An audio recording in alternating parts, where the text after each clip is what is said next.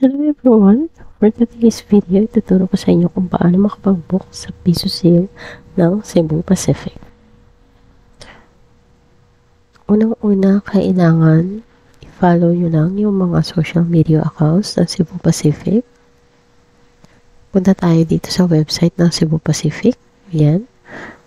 At kung mapapansin ninyo dito sa gilid, may mga icons ng iba't ibang social media accounts ng Cebu Pacific tulad ng Facebook, Instagram, YouTube, and X or Twitter.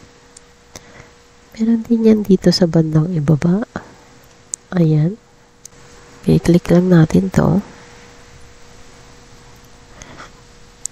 Kung wala pa kayong Facebook account, pwede kayong mag-create ng account.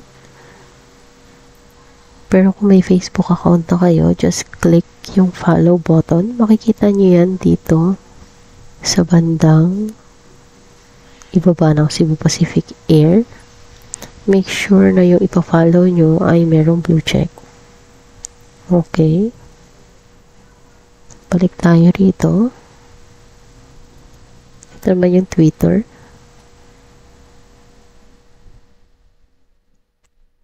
Create lang din kayo ng account.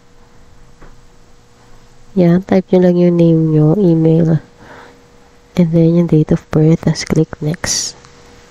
Magkakaroon na kayo ng account. Based on experience, kadalasan sa Facebook and sa Twitter talaga nagpo-post ang Cebu Pack kapag meron silang mga sale or promo. So, it's up to you kung ipa-follow nyo rin yung YouTube and Instagram account ng Cebu Pacific. Ayan.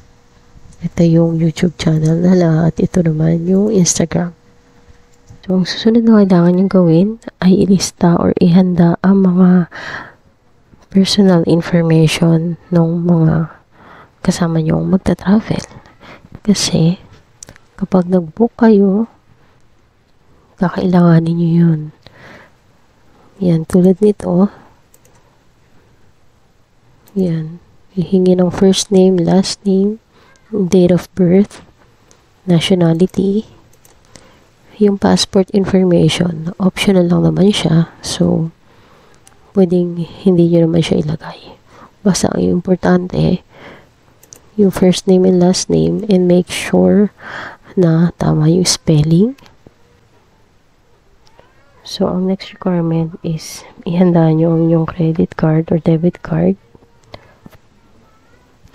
Kasi usually, hindi inaalaw ni Cebu Pack yung mga payment centers sa first day ng sale. Kadalasan sa second day na ng sale, inaalaw yung mga payment centers. So, yun. Kung wala naman kayong credit card or debit cards, pwede rin yung mga e-wallet. Make sure na mayroong balance yung inyong GCash or Maya, GrabPay, PayPal. PayPal dapat connected sa inyong card. Para kapag nag-book kayo, makakapagbayad kayo agad. Next requirement is to have plan B, plan C, plan D. Ibig sabihin dito is kung halimbawa yung target ng lugar nyong puntahan is hindi kasama sa sale or kung pag-check nyo is naubusan na agad kayo ng murang flight, dapat may naka-ready kayong iba pang gusto nyong puntahan na plinano nyo na, pinag-usapan nyo na ng mga kasama mong mag-travel. Like, kunwari nag-check ka ng papuntang Taipei tapos wala nang available na mura. Baka gusto mo sa Bangkok, gusto mo itry sa Bangkok, or baka gusto mo itry sa Hong Kong. Ganyan. Basta, bukod sa destination, make sure din na flexible yung mga kasama mo kung anong dates kayo pupunta. Kasi minsan, okay nga yung destination, pero pagtingin nyo sa date, di naman pala siya kasama sa sale. So, kailangan pag-usapan nyo na yun in advance na kung hindi ba pwede ng October 5, pwede ba tayo ng October 10, yung mga ganon. Para pag andyan na, pwede ka na mag-decide agad-agad at hindi mo na kailangan na hintayin pa yung mga reply ng mga kasama mo kasi minsan doon nagtatagal eh. So, ang next requirement is make sure na meron kayong mabilis na internet. Kasi sa sobrang dami nung makakasabay nyo na nagtatry mag-book, importante talaga na mabilis ang internet kasi So, next requirement is kailangan maging matyaga sa paghahanap at sa pagbubook ng murang flights. Kasi, since marami nga tayong kasabayan na nagbubook, bumabagal yung website, and minsan,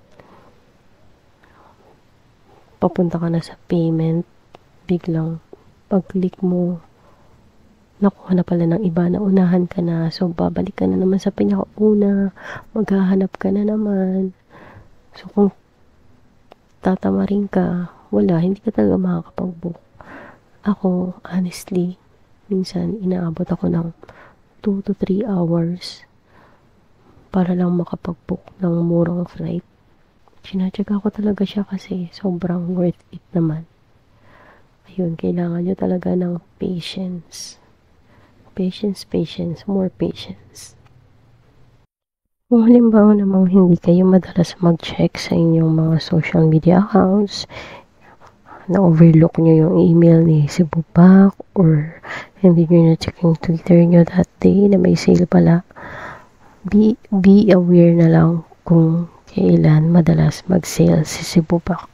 So usually, tinatapat nila yan ng holiday, o kaya naman yung mga 8, 8, 9, 9, 10, 10, yung mga ganon. So, kailangan maging alert na lang kayo kapag dumarating yung mga ganong dates.